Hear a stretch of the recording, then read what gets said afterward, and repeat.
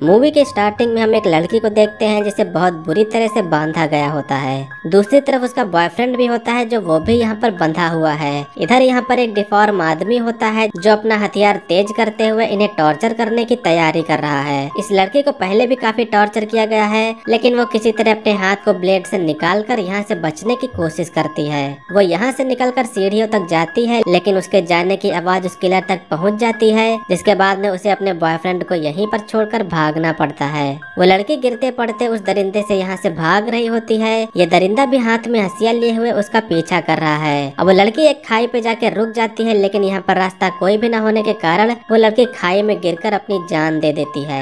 अब यहाँ पर सीन शिफ्ट होता है और अगले सीन में हम एक कपल को देखते हैं जिनका नाम माइक और सेरिल है। ये दोनों लोग यहाँ पर हाइकिंग ट्रिप पर आए हैं। दोनों लोग यहाँ पर फॉरेस्ट ऑफिस में जाकर हाइकिंग के लिए एक अच्छी सी स्पॉट पता करते हैं। इसी दौरान हम यहाँ पर मिसिंग पोस्टर में उन दोनों कपल को देखते हैं जिसे हमने मूवी के स्टार्ट में देखा था। अब इधर पार्क रेंजर उन्हें एक हाइकिंग के लिए अच्छी सी लोकेशन बताता है जहाँ पर रेंजर्स भी पेट्रोलिंग करने के लिए वहाँ पर जाया करते हैं। वो साथ में एडवाइस भी देता है कि इसके अलावा और कहीं न जाएं। अब ये दोनों जब जंगल में पहुँचते हैं तो इस जगह पर फोन में नेटवर्क भी नहीं आ रहे थे, जिससे माइक अपना फोन कार में ही छोड़ देता है। दोनों लोग हाइकिंग करने के लिए यहाँ से निकलकर उसी स्पॉट पर आ जाते हैं, लेकिन वो यहाँ पर आकर कंफ्यूज हो जाते हैं कि उन्हें अब किधर जाना चाहिए। अब इसी दौरान उन्हें यहाँ एक लेडी मिलती है। इस लेडी का नाम ईडा है। वो इन दोनों को बताती है कि हाइकिंग करने के लिए टिम्बर फॉल्स सबसे बेस्ट स्पॉट है। ईडा यहाँ की रहने वाली है, जिससे उसकी बात मान के माइक और सेरिल आगे बढ़ते हैं। अब दोनों लोग उसी टिम्बर फॉल्स की डायरेक्शन में कुछ दूर चलते हैं। यहाँ का नेचर काफी रोमांटिक होता है, जिसके बाद में माइक सेरिल के साथ में रोमांस करने लगता है। उनके रोमांस करते वक्त अब यहाँ पर कुछ लोग आ जाते हैं। ये लोग एक्चुअली हंटर्स होते हैं और वो इन दोनों से मजाक करते हुए कहते हैं कि तुम सभी को ये सब यहाँ पर नहीं करना चाहिए। अब इसके बाद में वो माइक को अपनी हैंडमेड अल्कोहल ट्राई करने के लिए देते हैं। माइक को इस सबसे काफी गुस्सा आ रहा था, जिससे वो अपनी गन निकालने वाला होता है, लेकिन सेरिल उसे यहाँ पर ऐसा करने से रोक लेती है। माइक अब उस अल्कोहल को ट्राई करता है और इसके बदले माइक को इन्हें $50 देने पड़ते हैं और इसके बाद में वो सभी यहाँ से अब चले जाते हैं। माइक और सेरिल दोनों लोग फिर से अपनी जर्नी कंटिन्यू करते हैं। सेरिल इसी दौरान पूछती है कि तुम अपने साथ में ये गन क्यों लाए हो। सेरिल इससे काफी नाराज होती है, जिसके बाद में माइक इस गन की बुलेट्स को फेंक देता है। अब इसी दौरान यहाँ पर एक रेंजर आता है। माइक और सेरिल थोड़ा हैरान होते हैं क्योंकि इस रूट पर कोई भी रेंजर पेट्रोलिंग के लिए नहीं आता है। तीनों के बीच में यहाँ पर कुछ बातें होती हैं। अब रात भी होने वाली है, जिससे क्लाइड उन्हें रुकने के लिए एक अच्छी सी जगह बता देता है, जिससे वो दोनों कैंपिंग कर पाए। दोनों लोग उस माउंटेन हिल पर जाते हैं जहाँ का व्यू बेहद ही शानदार है।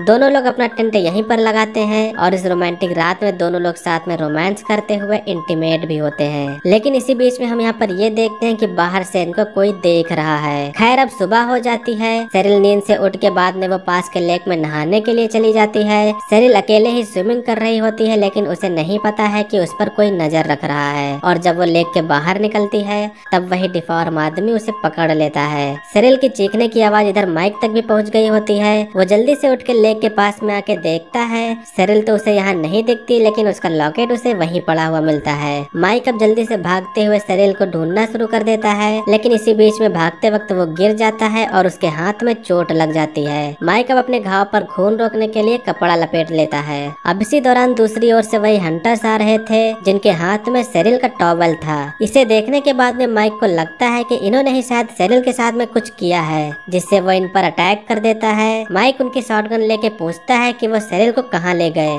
लेकिन ये शख्स बताता है कि ये टॉवल उन्हें जमीन में पड़ा हुआ मिला था। इस शख्स की बातों में कुछ हद तक सच्चाई लग रही होती है, जिसके बाद में माइक यहाँ से वापस चला जाता है। वापस आने पर वो यहाँ पर ये देखता है कि उसका टेंट गायब है और उसका सारा सामान भी कोई उठा ले गया है। वह फिर से जंगल की ओर भागता है, जहाँ तभी उसके ऊपर खून की एक बूंद गिरती है। माइक देखता है कि एक हिरन है जो ऊपर टंगा हुआ है और वो इसे देखते हुए पीछे बढ़ता है, जिसके बाद में वो जाके एक ट्रैप में फंस जाता है। वो ट्रैप में बुरी तरह से फंसा होता है, जिसके बाद में ईडा यहाँ पर आके उसकी हेल्प करती है। अब कुछ देर बाद में माइक की आँख खुलती है। वो देखता है कि ईडा उसे अपने घर लेकर आई है। ईडा कहती है कि तुम्हारे पैर का घाव काफी गहरा था, जिससे तुम्हें यहाँ पर लाना पड़ा। ईडा माइक के पैर पर वही अल्कोहल डाल के उसका ट्रीटमेंट कर रही थी, जिससे माइक को काफी दर्द होता है। अब तभी दरवाजे पर कोई आता है। ईडा जाके डोर खोलती है तो हम यहाँ पर ये देखते हैं कि ये वही हंटर है। वो ईडा से कहता है कि वो एक टूरिस्ट को ढूंढ रहा है, लेकिन ईडा झूठ बोल के मना कर देती है कि यहाँ पर कोई भी नहीं है। ईडा अब इधर चाय बना के माइक के लिए लाती है, लेकिन इस दौरान वो माइक को माइकल कह करके बुला देती है। माइकल नाम किसी को भी पता नहीं होता है, जिससे माइक जान जाता है कि उसका पासपोर्ट चोरी हुआ था वो इसी ने किया है।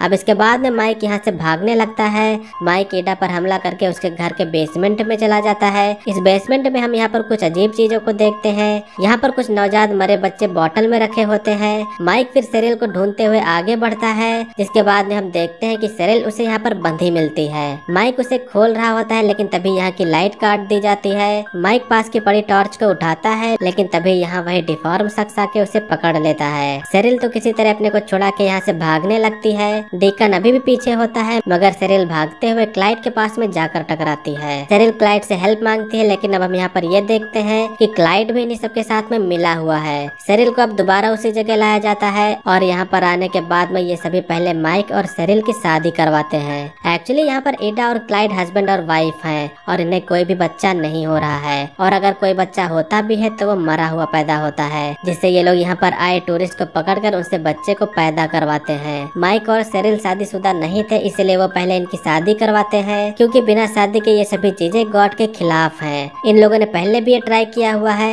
लेकिन डेकन हर बार लड़के से जबरदस्ती करके पूरा मैटर ही बिगाड़ दिया करता है, मगर इस बार शायद वो ऐसा ना करे। अब जब कुछ देर बाद में सेरिल इधर चेयर में बंधी होती है तो डेकन उसके पास में आकर फिर से अपना आपा खोने वाला होता है, लेकिन ईडा तब तक यहाँ पर आके उसे रोक देती है। क्लाइड और ईडा सेरिल को एक जगह पर बांध देते हैं और फिर माइक से कहते हैं कि तुम्हें हमें बच्चे को पैदा करके देना होगा, जिसके बाद में हम तुम्हें छोड़ देंगे। वो सभी यहाँ से चले जाते हैं, लेकिन उनके चले जाने के बाद भी माइक सेरिल के साथ में कुछ नहीं करता है, क्योंकि वो जानते हैं कि बच्चा मिलने के बाद में वो हमें मार देंगे। अब अगले दिन सभी लोग यहाँ पर आके चेक करते हैं कि माइक सेरिल के साथ में इंटीमेट हुआ था या नहीं। ईडा जान जाती है कि माइक ने सेरिल के साथ में कुछ भी नहीं किया, जिसके बाद में क्लाइड अब उसे ला के बांध देता है और उसके बाद में डेकन अब उसे खूब टॉर्चर करता है। इस तरफ क्लाइड माइक की कार को ठिकाने लगाने के लिए जाता है तो यहाँ पर एक शख्स माइक को ढूंढते हुए क्लाइड से मिलता है। वो क्लाइड से 2 मिसिंग टूरिस्ट के बारे में बात करता है, लेकिन क्लाइड कहता है कि उसे कुछ भी नहीं पता। एक बार फिर से क्लाइड माइक और सेरिल के पास में जाकर उनसे कहता है कि तुम हमें अगर बच्चा नहीं दोगे तो तुम्हारे साथ में ठीक नहीं होगा।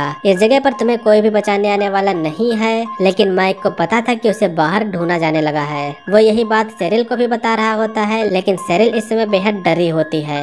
इस तरफ रेंजर्स इन दोनों को ढूंढते हुए उन्हीं हंटर्स के पास में जाते हैं और वो इनसे कहते हैं कि अगर तुम हमारी इन्हें ढूंढने में मदद करोगे तो तुमको रिवॉर्ड मिलेगा। जिसके बाद में ये लोग भी उन्हें ढूंढने के लिए निकल जाते हैं। इस तरफ एक बार फिर से डेकन सेरिल को अकेला देख के उसके साथ में जबरदस्ती करने वाला होता है, लेकिन तब तक क्लाइड और ईडा यहाँ पर आकर उसे ऐसा करने से रोक लेते हैं। ये दोनों बार बार इन दोनों को कन्विंस करा रहे होते हैं, लेकिन इतने में सेरिल हंसते हुए कहती है कि वो पहले से ही 2 महीने की प्रेग्नेंट है। ये सुनकर ईडा को बहुत गुस्सा आती है, क्योंकि शादी से पहले बच्चा अपवित्र है, जिससे ईडा का यहाँ पर ये प्लान फेल हो जाता है। दूसरी तरफ बाहर वो दोनों हंटर्स माइक और सेरिल को ढूंढते हुए यहाँ पर आ गए होते हैं, लेकिन उनसे यहाँ पर कुछ आवाज हो जाती है, जिसके बाद में क्लाइड और ईडा दोनों लोग बाहर जाके अब देखते हैं। इन दोनों के जाते ही माइक अपने आप को खोलने की कोशिश करने लगता है। बाहर इधर जब एक शख्स तहखाने से आने की कोशिश कर रहा था तो क्लाइड उसे कुल्हाड़ी से मार देता है और ईडा दूसरे शख्स को गोली से उड़ा देती है। क्लाइड और ईडा दुखी होते हैं क्योंकि उनका प्लान फेल हो रहा था,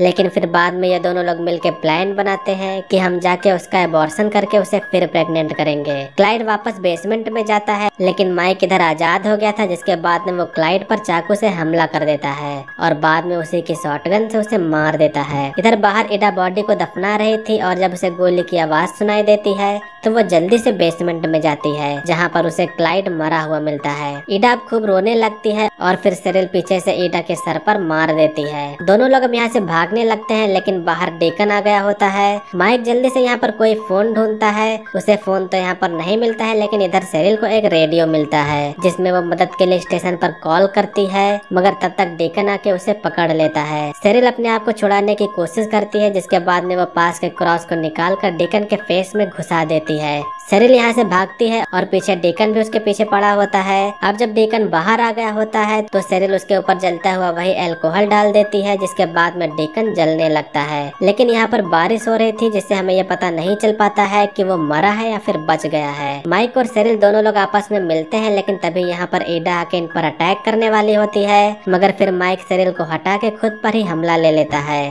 लेकिन अब सेरिल कुछ न सोचते हुए उसी हंसिये से उसके गले को काट देती है। माइक को काफी ज्यादा चोट लगी है, उसका काफी खून बह रहा है, मगर वो जल्दी से जाके कबर्ड से अपना फोन निकालती है जिसमें पहले नेटवर्क्स नहीं आ रहे थे, लेकिन इस समय नेटवर्क्स होते हैं। इसके बाद में सेरिल 911 पर कॉल कर देती है। अब हम 1 साल बाद का सीन देखते हैं जहाँ पर सेरिल का अब एक बेबी है और दोनों लोग जिंदा हैं, लेकिन लास्ट में हम डीकन को हंसिया के साथ में देखते हैं और यहीं पर इस मूवी का एंड होता है।